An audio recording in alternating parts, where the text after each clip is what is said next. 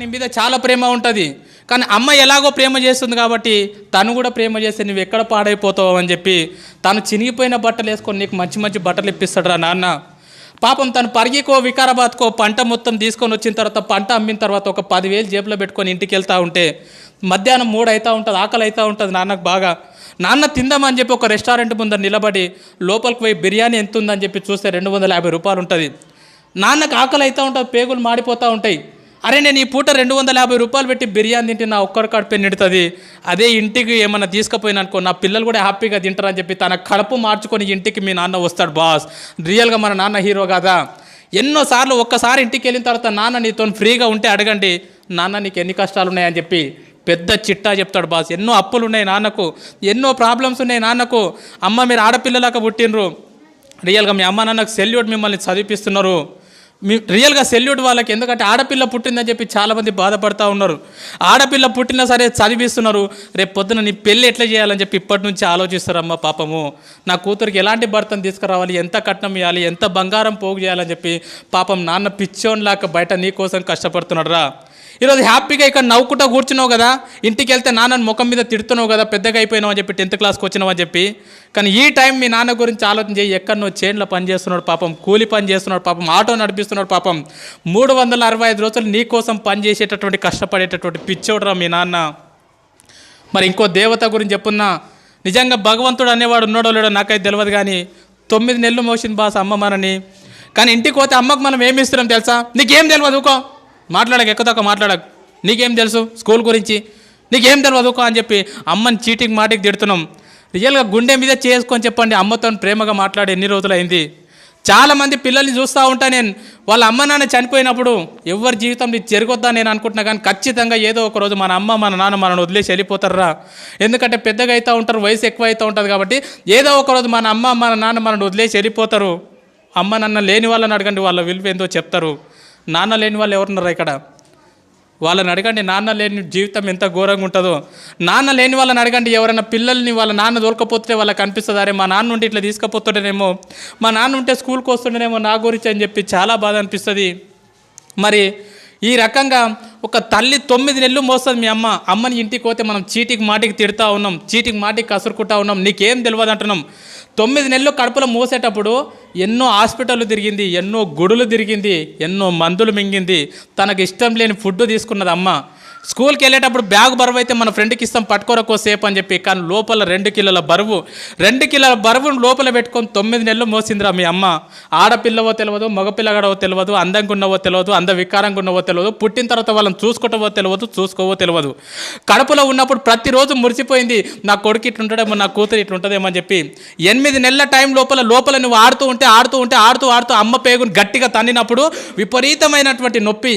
లేచి ఒక్కసారి కన్నీళ్ళు దూడ్చుకొని పక్కకు నాన్న ఉంటే నాన్న నిద్రలకి లేపి లోపల బాబా ఆడుకుంటున్నారు తెలుసా, లోపల పాప ఆడుకుంటుంది తెలుసా అని చెప్పి మురిసిపోయిందిరా మీ అమ్మ.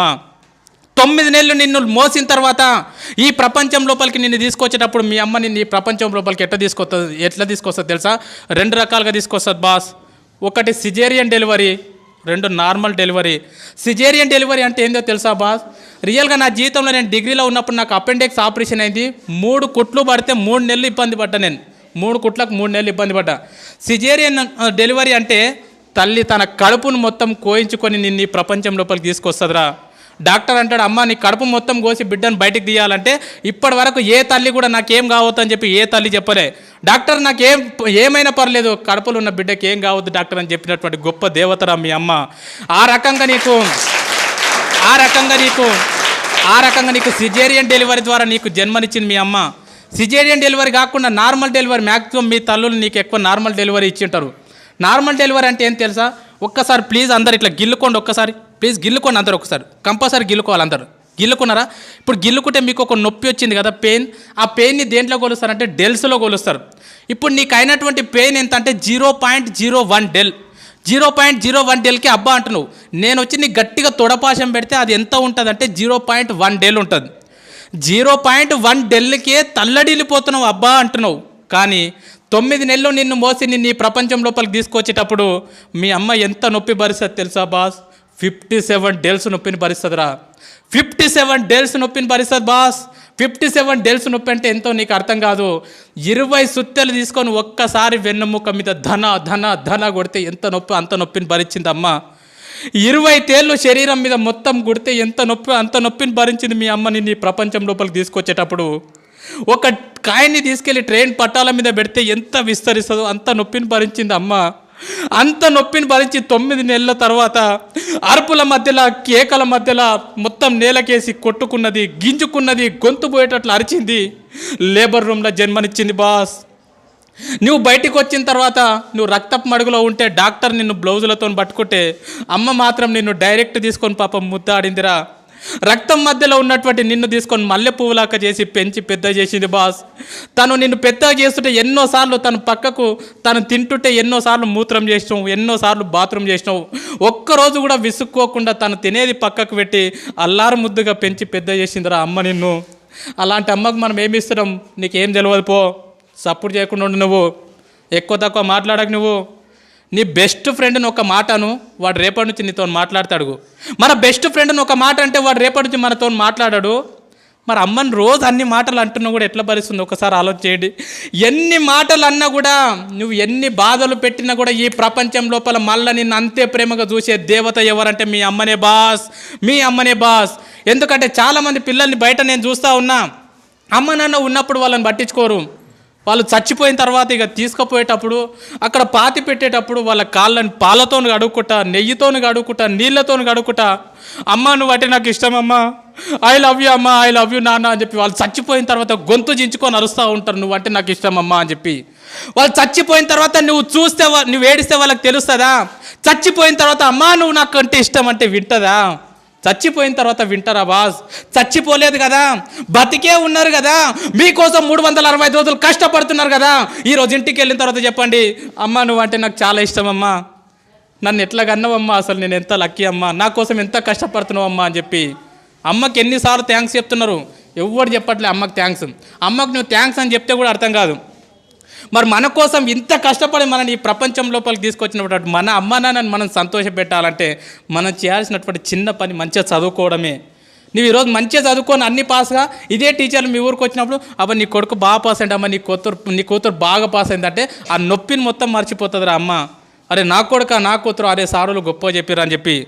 ఆల్రెడీ అమ్మ కడుపు కోతబెట్టి ఈ ప్రపంచం లోపలికి వచ్చినాం. రేపు పొద్దున కాలేజ్ చేస్తుంటున్నావు, ఇంకేదో చేస్తున్నావు, ఎవరో పరిచయం అయ్యారని చెప్పి ముఖం తెలియని వాళ్ళతో ఇంట్లోకి వెళ్ళిపోయి అమ్మ నాన్న గుండెల మీద దాన్ని వెళ్ళిపోవద్దురా. ఎంతమందిని చూస్తున్నాం బయట, యూట్యూబ్లో చూస్తున్నాం, దాంట్లో దీంట్లో చూస్తున్నాం.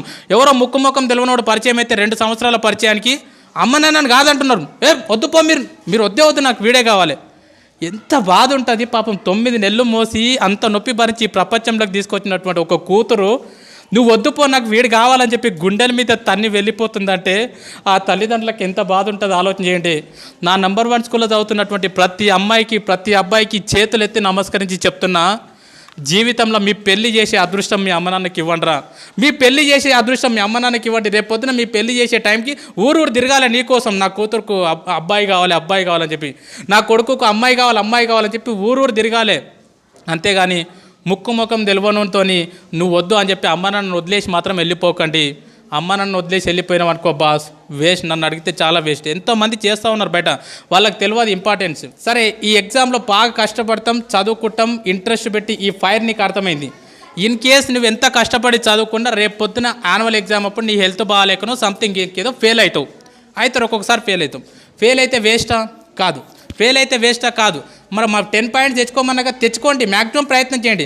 అనుకోకుండా కనుక ఫెయిల్ అయినారనుకో, దయచేసి చెప్తున్నా, మన లైఫ్లో సూసైడ్ అనే మాట ఉండొద్దు. సూసైడ్ చేసుకోవద్దు. ఎందుకంటే మనం చచ్చిపోయినామనుకో బాస్, నువ్వు ఫెయిల్ అయినావు అని చెప్పి సూసైడ్ చేసుకుంటే ఈ స్కూల్కి నీకంటే మంచి స్టూడెంట్ వస్తాడు, నీ ఫ్రెండ్కి మంచి ఫ్రెండ్ దొరుకుతాడు. కానీ మీ అమ్మ నాన్నకు మళ్ళీ ఇలాంటి కూతురు ఇలాంటి కొడుకు దొరకడరా. అందుకే ఒక్క విషయం బాగా గుర్తుపెట్టుకోండి, లైఫ్లో ఎన్ని కష్టాలు వస్తే ఫ్యూచర్ అంత బాగుంటుంది. లైఫ్లో ఎన్ని ప్రాబ్లమ్స్ వస్తే నీ భవిష్యత్తు అంత బాగుంటుంది. చాలామంది పిల్లలు అంటారు, సార్ మా ఇంట్లో ఫుల్ ప్రాబ్లమ్స్ ఉన్నాయి సార్, అసలు వేస్ట్ సార్ అంటారు. మనము హాస్పిటల్కి వెళ్ళినప్పుడు, హార్ట్ హాస్పిటల్కి వెళ్ళినప్పుడు ఈసీజీ తీస్తారు కదా, ఈసీజీ తీసినప్పుడు ఇట్లా వస్తుంది, అది లైన్ చూసిరా, సినిమాలో చూపిస్తారు, టొయ్ టొయ్ టొయ్ టొయ్ అని వస్తుంది. అట్లా రాకుండా టొయ్ అని వచ్చిందంటే దాని అర్థం ఏంది? చచ్చిపోయిండని అర్థం. మిత్రమా, నీ జీవితం లోపల కూడా కష్టాలు లేకుండా కన్నీళ్ళు లేకుండా జీవితం ఇట్లా సాపిగా సాగిపోతుందంటే నువ్వు చచ్చిపోయినటువంటి శవంతో సమానం. నీ జీవితం లోపల కూడా కష్టాలు వస్తున్నాయి, సుఖాలు వస్తున్నాయి, కన్నీళ్ళు వస్తున్నాయి, ఒడిదుడుకులు వస్తున్నాయి, ఫెయిల్ అవుతున్నాం, పాస్ అవుతున్నాం అంటే నువ్వు బతికున్నావని అర్థం మిత్రమా, బతికున్నావని అర్థము, బతికున్నావని అర్థం. స్వామి వివేకానంద అంటాడు, కెరటాలు నాకు ఆదర్శం, పైకి లేస్తున్నందుకు కాదు, కింద పడ్డ ప్రతిసారి పైకి లేస్తున్నందుకు. ఎన్నిసార్లు ఫెయిల్ అవుతున్నాం అనేది ఇంపార్టెంట్ కాదు, ఫెయిల్ అయిన ప్రతిసారి మళ్ళీ పాస్ కావడానికి ప్రయత్నం చేస్తున్నామా లేదా అనేది ఇంపార్టెంట్.